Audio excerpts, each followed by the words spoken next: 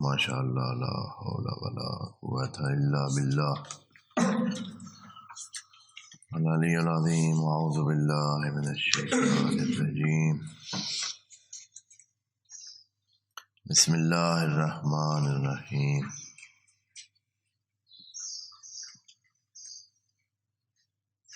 الحمد للہ وکفی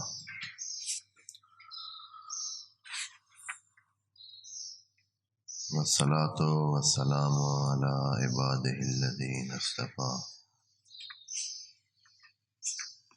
اما بعد رب اشرح لی صدری ویسر لی امری واحلل عقدۃ من لسانی یفقہوا قولی وقل رب ادخلنی مدخل صدق واخرجنی مخرج صدق واجعل لی من لدنک سلطانا نصیرا بسم اللہ وباللہ وتوکلت علی اللہ قال اللہ تبارک و تعالی فی سورۃ البقرہ آیت نمبر 42 اور اس سے آگے بسم اللہ الرحمن الرحیم ولا تلبسوا الحق بالباطل وتکتموا الحق وانتم تعلمون واقیموا الصلاۃ وآتوا الزکاۃ وارکعوا مع الراکعین اتأمرون الناس بالبر وتنسون انفسکم وانتم تتلون الکتاب افلا تعقلون صدق اللہ العظیم۔ سورہ بقرہ کی یہ آیات بنو اسرائیل کو خطاب کر رہی ہیں، جبکہ ہم جانتے ہیں کہ قرآن کے مخاطبین یا تو سارے انسان ہیں یا پھر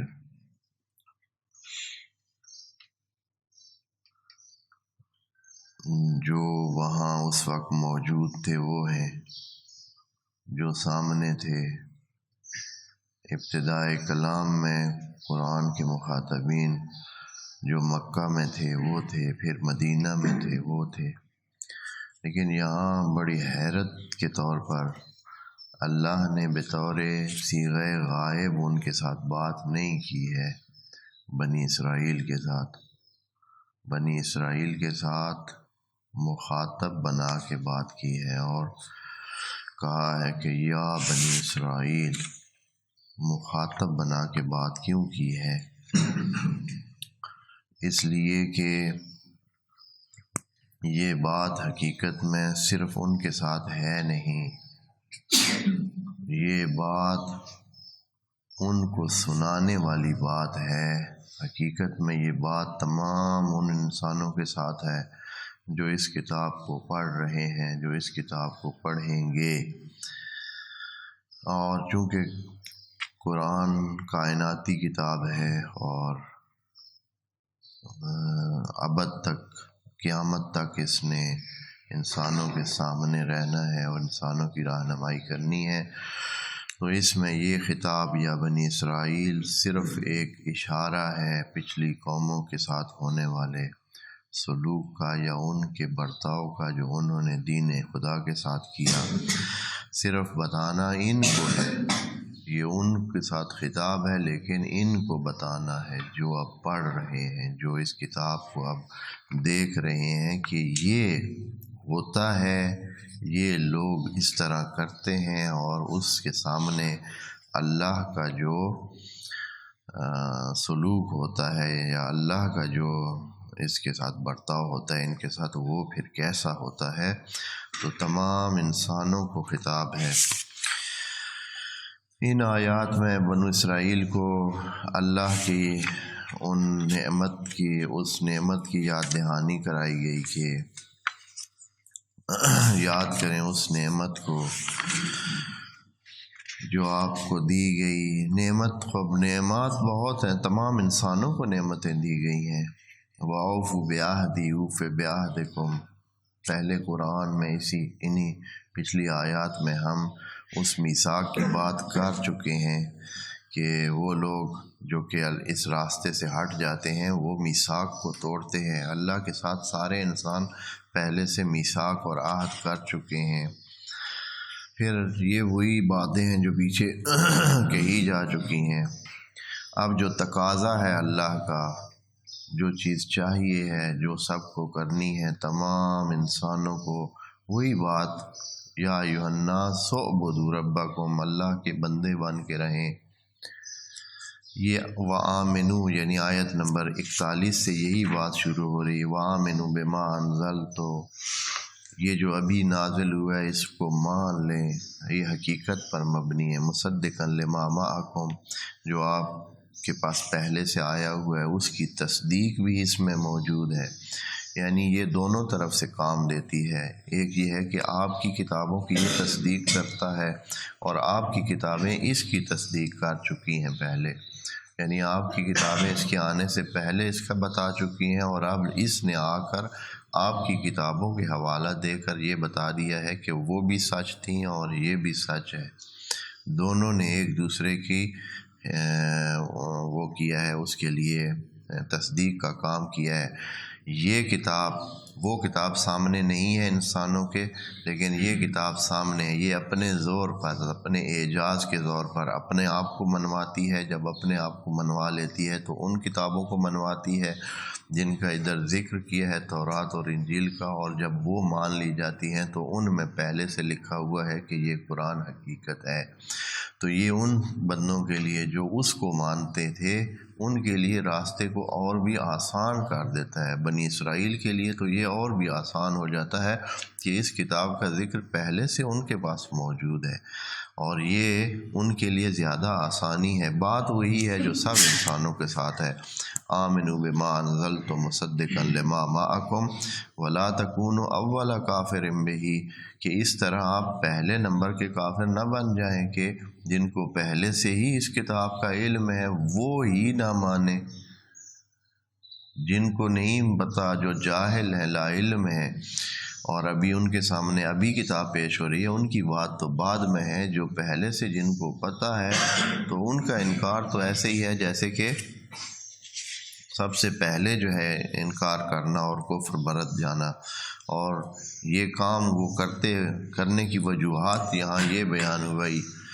لا تشتروا آیاتی ثمنا قلیلا، کہ بہت تھوڑے دن کی دنیا، بہت تھوڑے دن کی یہ عیاشی اور یہ جو رونقیں ہیں، ان کو لے کر آپ وہ پوری زندگی کو ضائع نہ کریں، اللہ کی آیات کو اس کے بدلے میں فراموش نہ کریں اور اللہ سے تقویٰ کریں۔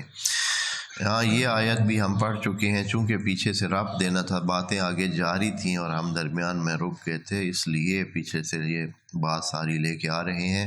وَلَا تَلْبِسُوا الْحَقَّ بِالْبَاطِلِ، باطل کو حق کے ساتھ مکس نہ کریں، خالص حق کو لے کر چلیں، حقیقت کو لے کر چلیں، اس کے ساتھ تھوڑا سا بھی مکس کریں گے تو وہ جو آپ کی حقیقت ہے وہ ساری داغدار ہو جائے گی اور وہ اس طرح نہیں رہے گی، پھر آپ کو کسی مقصد پر نہیں پہنچائے گی۔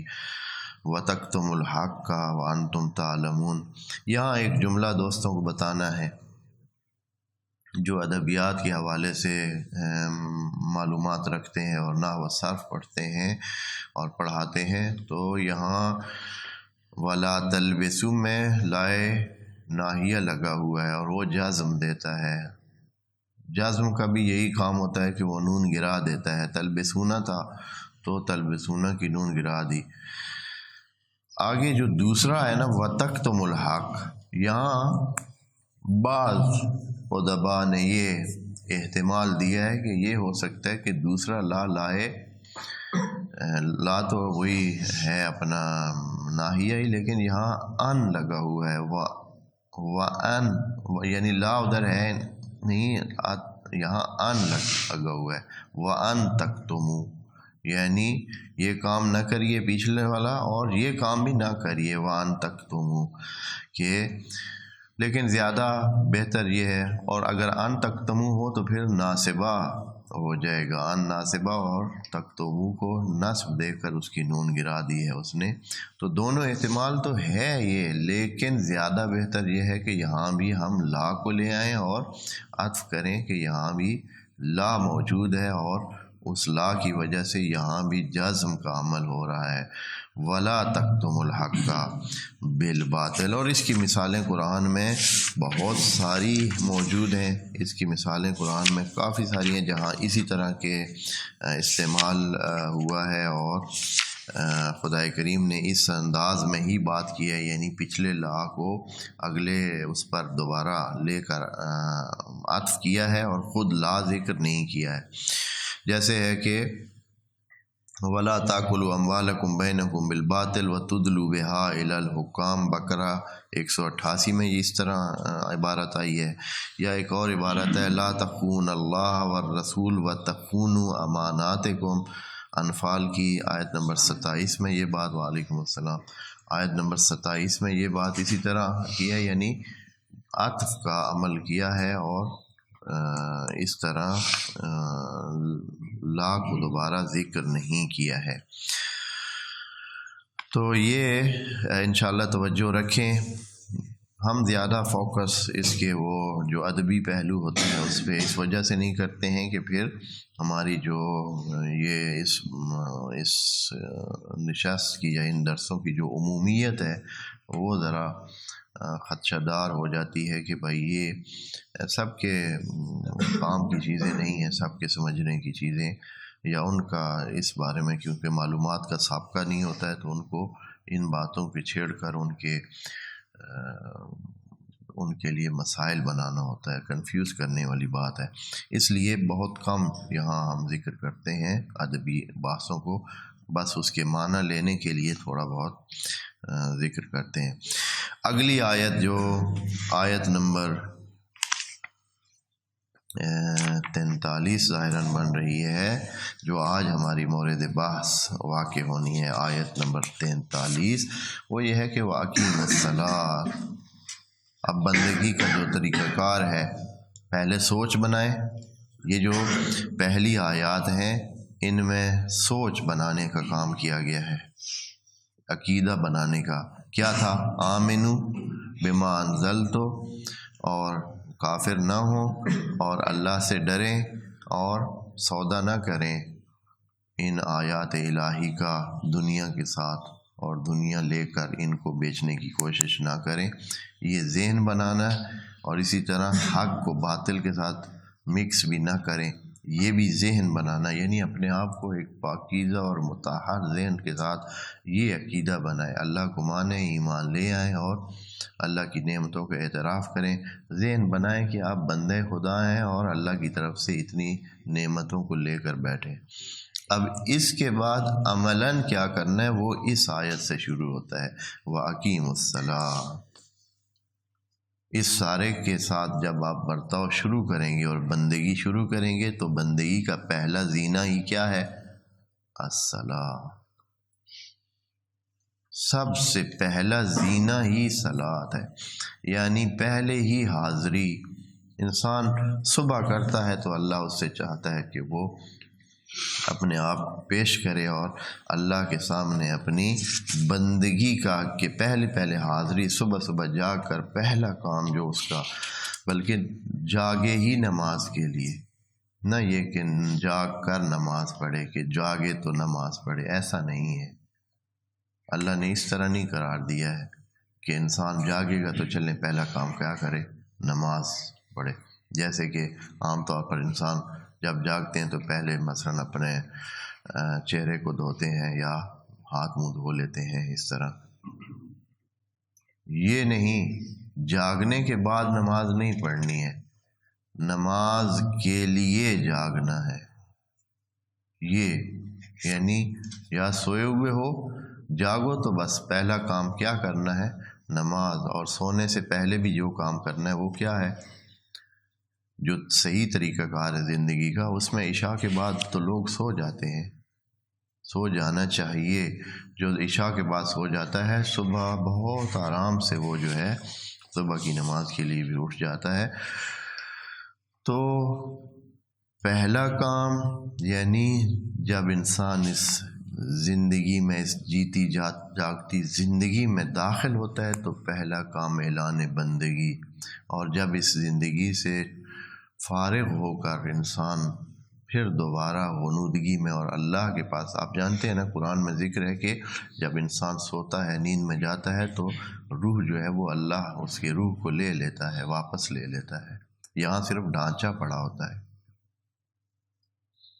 اور نیند میں بعض کو پھر ان کی نیند کو جو ہے لمبی نیند کر دیتا ہے، اور بعض کی کیا ہے ان کو روح واپس کر دیتا ہے۔ یہاں قرآن میں یہ آیات ابھی سامنے میرے نہیں ہے، میں انشاءاللہ جب آئے گی تو ذکر کر دیں گے۔ تو اس طرح ہے جو عمل خدا کریم نے ذکر کیا ہے کہ آپ کی روح کو جو ہے وہ کیا کر لیتا ہے واپس۔ یہاں ایک ڈھانچہ ہوتا ہے اور اس میں ایک ربط ہوتا ہے اور سلسلہ ہوتا ہے، بہرحال جیسے بھی ہے اتنی ان دقتوں سے واقف بھی نہیں ہے، ہم ان باریکیوں سے واقف بھی نہیں ہیں، یعنی انسان ہی واقف نہیں ہے، تحقیقات ہی کسی نتیجے پہ نہیں پہنچ رہے، تحقیقات کر ہی نہیں رہے، اس زاویے میں گئے ہی نہیں، اگر ادھر جاتے تو انسانوں کو اتنی زحمات کرنے کی ضرورت نہ پڑتی اور دنیا کے بہت سارے کام صرف چاہنے پہ ہو جاتے۔ اتامرون، اچھا یہ وَأَقِیمُوا الصَّلَاةَ پہلا کام، اور یہ کام ہے، اس کے بارے میں آپ کو اس کی اہمیت بتاؤں کہ جناب موسیٰ سے جب پہلی گفتگو کا آغاز ہوا، جب وہ گفتگو اللہ نے شروع کی اس کے ساتھ جناب موسیٰ کے ساتھ، تو پہلا جو حضرت موسیٰ کو جو حکم دیا اور فرمایا تو وہ کیا تھا، وہ یہی تھا، پہلی بات، سب سے پہلی بات جو اللہ نے وہاں جناب موسیٰ کے ساتھ بات کی تھی وہ یہی تھی کہ اے موسیٰ میں تیرا خدا ہوں، انی انا اللہ، میں خدا ہوں، اور پھر کام کیا ہے، بس اس کے بعد فوراً یہی کہا کہ آپ نماز قائم کریں۔ اب یہاں وہ آیت اگر میرے سامنے آ جائے تو ہاں، اننی انا اللہ، وعلیکم السلام، یہ سورہ طٰہٰ کی آیت نمبر 14 میں اننی انا اللہ لا الہ الا انا اننی انا اللہ لا الہ الا انا فاعبدنی واقم الصلاۃ۔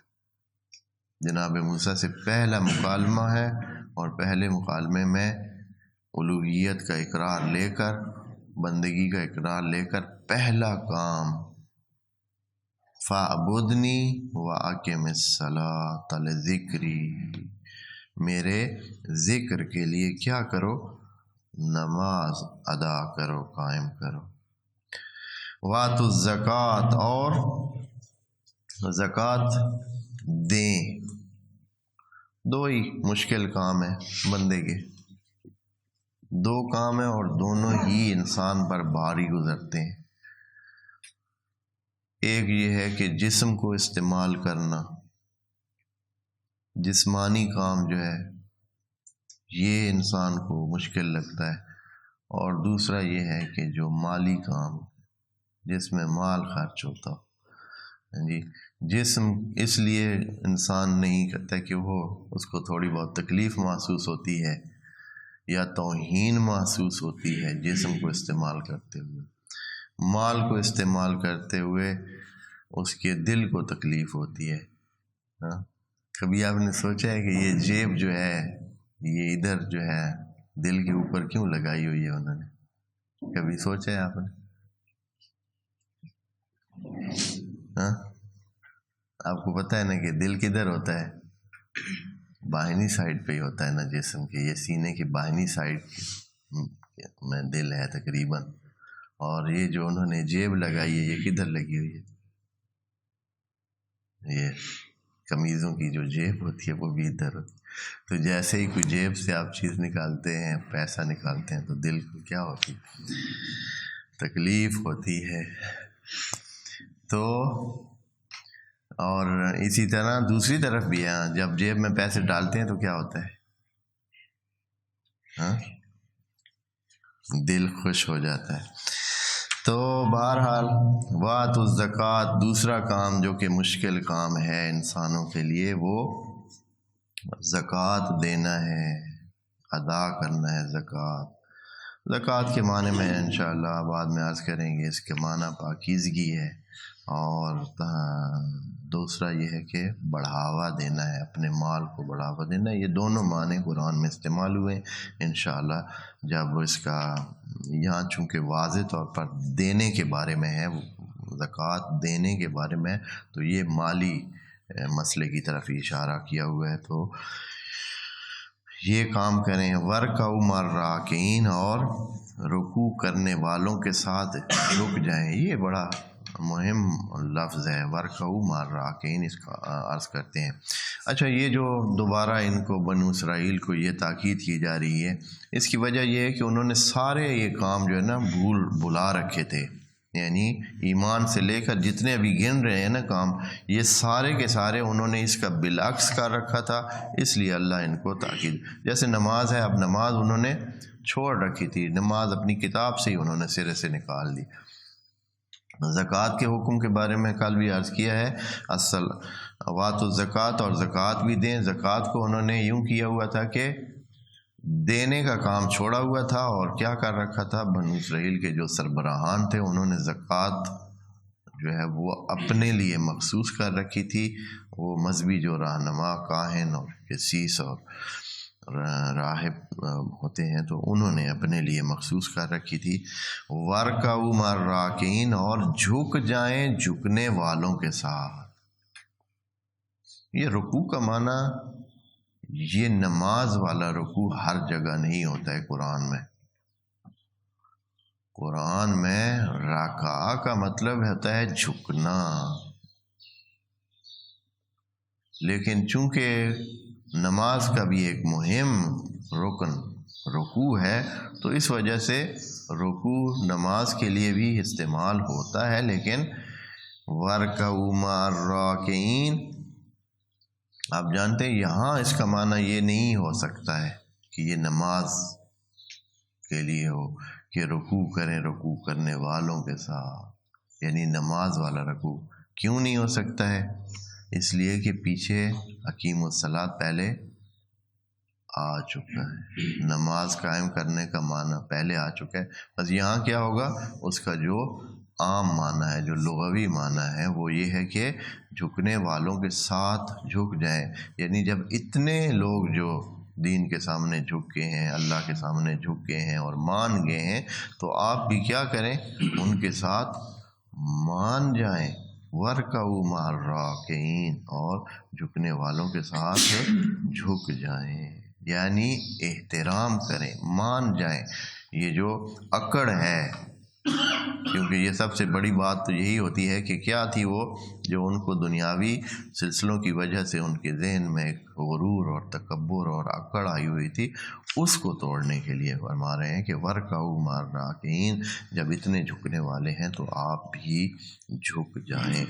اچھا، ان آیات میں جو پیچھے ہم نے ذکر کی ہیں، ان میں کئی باتیں جو ہے نا آ گئی ہیں۔ پہلے یہ ہے کہ انہوں نے نعمتوں کو بھولے ہوئے تھے، اللہ یاد دہانی کرا رہا ہے، بے وفائی کر رہے تھے، اوفو کہہ کر اللہ کہہ رہا ہے کہ اب اتنے بے وفائی، اگر آپ میری طرف سے وفا کے طلبگار ہیں تو خود بھی وفا دکھائیں۔ دوسرا یہ ہے کہ اللہ کے سامنے کیا ہے، دوسروں سے وہ روب لے رہے تھے اور اللہ کے سامنے بے باک ہو کے پھر رہے تھے، دوسروں کے سامنے بلی بنے ہوئے تھے دنیا کے سامنے، اور اللہ کے سامنے شیر بنے ہوئے تھے کہ بھائی ہم نہیں پڑھتے، ہم نہیں مانتے، ہم نہیں کرتے، ہم بندگی نہیں کرنا چاہتے۔ اور اللہ نے ان کو کہا کہ بے ایمان جو ہو گئے ہیں تو ایمان لے آئیں۔ بے ایمانی انہوں نے اپنا لی تھی، کفر اپنا لیا تھا، اس کو منع کیا ہے۔ دین فروشی، دین کو دنیا کے بدلے بیچنا، جو عام یہ ساری چیزیں میں اس لیے دوبارہ ذکر کروں کہ سب یہ چیزیں ہمارے ادھر موجود ہیں، سب موجود ہیں اسلامی معاشروں میں، مسلمان معاشروں میں، امت اسلامی میں، ساری یہ بیماریاں جتنی بھی یہاں ذکر ہیں وہ ساری کی ساری موجود ہیں، مختلف درجات میں موجود ہیں۔ دین کو جو ہے وہ ترجیح نہ دینا اور دنیا کو ترجیح دینا موجود ہے، حق کو نہ ماننا، کتمان حق کرنا موجود ہے، حق کو باطل کے ساتھ مکس کرنا کا بہت موجود ہے۔ ماشاءاللہ جتنا آپ چاہیں جو ہے نمبر 2 مال آپ کو مل سکتا ہے۔ ناشکری بے حساب موجود ہے، نماز کو قائم نہ کرنا ماشاء اللہ موجود ہے، مال کی حرص اور زکوٰۃ نہ دینا ماشاء اللہ اتنا موجود ہے کہ جتنا آپ چاہیں۔ اگر 1000 میں ایک بندہ ڈھونڈ لے زکوٰۃ دینے والا تو بڑی بات ہے، مشکل ہے۔ اور اس کے بعد تکبر تکبر تو اتنا ہے کہ انسان جو ہے وہ اکٹھے نماز بھی نہیں پڑھتے۔ ابھی بہت سارے لوگ نماز نہیں پڑھنے جاتے مسجدوں میں، آپ نے دوست دیکھا ہے، بہت سارے لوگ نماز پڑھتے ہیں، بہت سارے لوگ نماز پڑھتے ہیں، گھروں میں پڑھتے ہیں، مسجد میں نماز پڑھنے نہیں جاتے ہیں، حالانکہ 7 مسجد ہے۔ وہ ورکعوا مع الراکعین نہیں ہے، اس لیے کہ کیا ہے، ان کا تکبر، ان کا جو اندر ان کے وہ ہے، ایک یہ ہے کہ وہ اور ہیں، یہ جو عوام جا رہی ہے مسجد میں یہ اور ہیں، تو ان کو وہ غرور یا تکبر یا ان کی بڑائی اور ان کا وہ جو خاص قسم کی ذہنیت اور سوچ ہے وہ ان کو مسجد میں نہیں جانے دیتی۔ گھر پڑھتے ہیں نماز، ورکعوا مع الراکعین، اللہ فرما رہا ہے کہ نہیں، ادھر جہاں سب جو ہے نا جھکتے ہیں وہاں جا کر جھکے ہیں اللہ کے سامنے، ان کے ساتھ مل کر جھکے۔ یہ نماز جماعت کا بھی حکم اسی سے بھی حاصل ہوتا ہے کہ جب آپ جھکنے کی وہ کر رہے ہیں تو سب کے ساتھ مل کر جھکیں، مع الراکعین، ان کے ساتھ۔ لیکن انسان کا تکبر کیا ہے، وہ مانے ہوتا ہے، وہ کہتے ہیں نہیں ادھر بہت ہی اور قسم کے لوگ ہیں، ہر طرح کے لوگ ہوتے ہیں۔ تو اللہ بھی یہی چاہتا ہے کہ آپ برابر رہیں، ہر طرح کے لوگوں کے ساتھ رہیں۔ اللہ کی خصوصیات میں سے کیا ہے، بڑی دھیان کی بات ہے، اللہ کی یہ خصوصیت، اللہ جو کہتا ہے کہ اپنی صفات، اللہ والی صفات جو ہے وہ انسان میں ڈالیں، اس میں سے ایک یہ ہے کہ وہ اس نیچ انسان کے ساتھ بھی بولتا ہے، اس کو بھی اپنا مخاطب بناتا ہے۔ کیا حیثیت ہے انسان کی کہ اللہ اس کے ساتھ بات کرے یا خطاب کرے یا اس کے ساتھ کوئی کسی قسم کا اس کے ساتھ حساب کتاب رکھے، اصلاً اس قابل کی طرح، لیکن وہ اتنے کم سے، یعنی وہ اتنے کبریائی کے باوجود وہ اس انسان کے ساتھ کیا کرتا ہے، اس کے ساتھ تعامل کرتا ہے۔ وہ کہتا ہے کہ لے دے، ان اللہ اشترا، وہ خریدتا ہے، وہ دیتا ہے، وہ معاملہ کرتا ہے، لین دین کرتا ہے۔ اللہ اکبر، کیا چیز ہے، یعنی انسان کو کتنی شرافت اور کرامت دے رکھی ہے اس نے کہ انسان کے ساتھ لین دین کرتا ہے، بات کرتا ہے، لیکن یہ اس کے بنائے ہوئے انسان وہ اپنی توہین سمجھتے ہیں کہ دوسرے انسانوں کے ساتھ کھڑے ہوں، ان کے ساتھ نماز پڑھیں، ان کے ساتھ مل کر عبادت کریں۔ اور اس غرور کو توڑنے کے لیے اللہ نے پھر حج کا اہتمام کیا، تاکہ وہاں پھر ادھر حتیٰ لباس تک مختلف چیزیں ساری اس طرح کی بنائی ہیں کہ پھر وہاں یہ نہیں ہو سکتا ہے، اب وہ حج نہیں کر سکتا ہے بندہ جب تک وہ سر پہ کیا نہ پھرائے، آخر میں شیو نہ کرائے سر کو، اور سر کو تراش نہ دے، اس کو ٹنڈ نہ کرے، جیسے ہمارے صحیح والا لفظ اس کے لیے ہے۔ تو اب وہاں کوئی کہے کہ نہیں میرے تو بال بڑے پیارے ہیں، میں نہیں، مجھے اچھا نہیں لگوں گا، یا میں نے نہیں کرا، نہیں کرانا تو گھر بیٹھو، حج نہیں ہو سکتا۔ یعنی غرور کے آخری سلسلے کو توڑنے کے لیے اللہ نے پھر ایک ایسا کہ اگر بہت پیسہ ہے تو ادھر آؤ، اور پھر ادھر آ کر کیا کرو، ان سارے مسائل سے گزرو تاکہ وہ غرور اور تکبر جو ہے وہ ٹوٹ جائے۔ وَارْكَعُوا مَعَ الرَّاكِعِينَ۔ اچھا، اس کے بعد اگلی آیت نمبر 44 میں بات انہی کے ساتھ جاری ہے۔ ایک اور کام جو ان کا تھا وہ یہ تھا کہ دوسروں کو تو وہ کہتے تھے کہ بھلائی کریں، اچھائی کریں، نیکی کریں، تعاون کریں، ہاں ٹھیک بن کے رہیں، نیک بن کے رہیں، اور خود بھول جاتے ہیں۔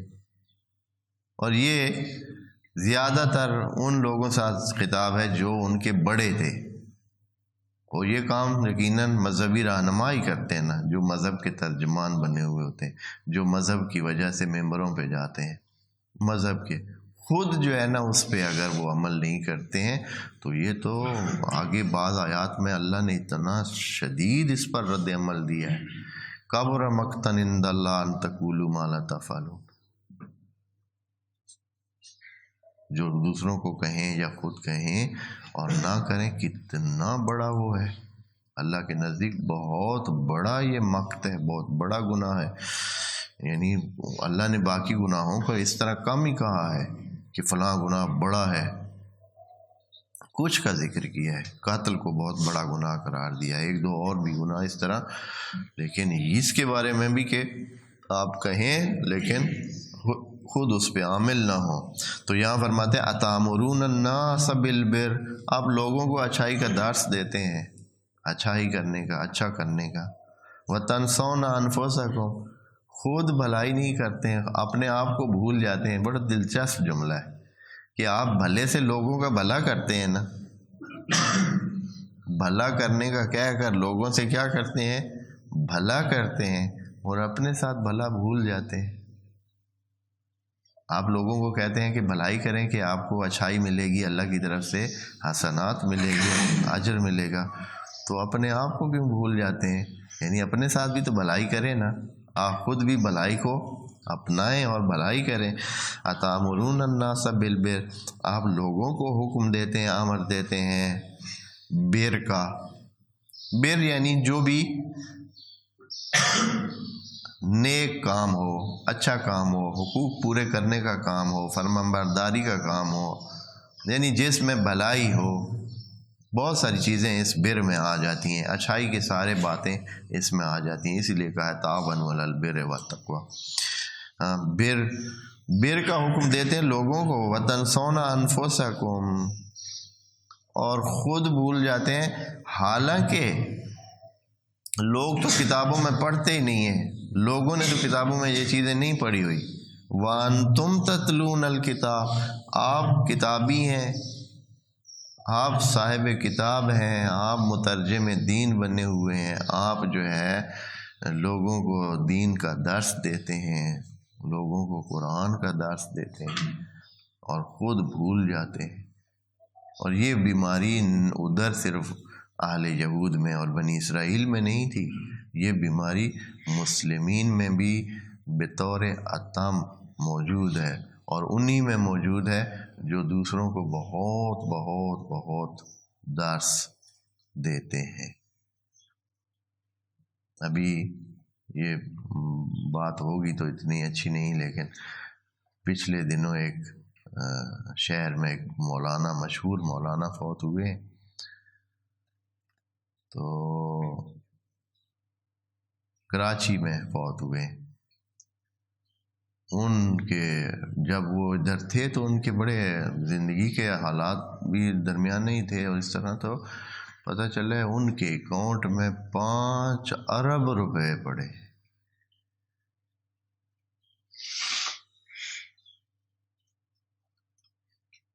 یا اس سے بھی زیادہ، بعض دوستوں کو پتہ بھی ہوگا، 5 ارب روپے سے زیادہ پڑے۔ اور یہ کیسے انہوں نے اکٹھے کیے، اور پھر اس کو مطلب مختلف کاموں میں خرچ کیوں نہیں کیا، یا اگر اپنے تھے تو کہاں سے اتنے آگے، اور اگر دینی کھاتے میں تھے تو وہ، اور کسی کو پتہ بھی اتنا نہیں تھا، اکاؤنٹس میں بعد میں جب وہ لیے گئے بینکوں میں تو پتہ چلا کہ اتنے پیسے پڑے ہیں۔ وَأَنْتُمْ تَتْلُونَ الْكِتَابَ، اور آپ کتاب کو دیکھتے ہیں، کتاب پڑھتے ہیں، لوگوں کے سامنے کتاب کی تلاوت کرتے ہیں۔ افلا تعقلون، یہ عقل نہیں ہے آپ میں؟ سخت بات یہ ہے، یہ عقل نہیں ہے کہ بھائی یہ تو سادہ عقل کی بات ہے کہ آپ کسی کو کہیں خود نہ کریں۔ ہاں جی، جیسے وہ بعض مثالیں موجود ہیں کہ دوسروں کو درس دیتے ہیں، ہاں خود پتہ نہیں کیا اس طرح اس چیز سے رہ جاتے ہیں۔ افلا تعقلون، تو یہ عقل مندی نہیں ہے، یہ تو آپ کی عقل کا بھی سوال سامنے آ جائے گا کہ آپ عقل مند بھی ہیں یا نہیں۔ جب آدمی اچھائی کو اچھائی جان کر دوسروں کو بتا رہا ہو اور خود اس پہ عمل نہ کر رہا ہو تو یہ عقل مندی کے خلاف ہے۔ اس کے بعد ایک بہت مہم آیت جو ہے وہ آ رہی ہے، اور وہ ہے آیت نمبر 45، وَاسْتَعِینُوا۔ انشاءاللہ اس کو ہم دیکھیں گے کہ یہ کتنے مہم بات کو یہاں بنی اسرائیل کے ساتھ اللہ شیئر کر رہا ہے۔ نام ان کا ہے لیکن یہ یقیناً سب کے لیے ہے، اور کیسی مہم بات ہے انشاءاللہ کہ مدد لی جائے۔ والسلام علیکم ورحمۃ اللہ وبرکاتہ۔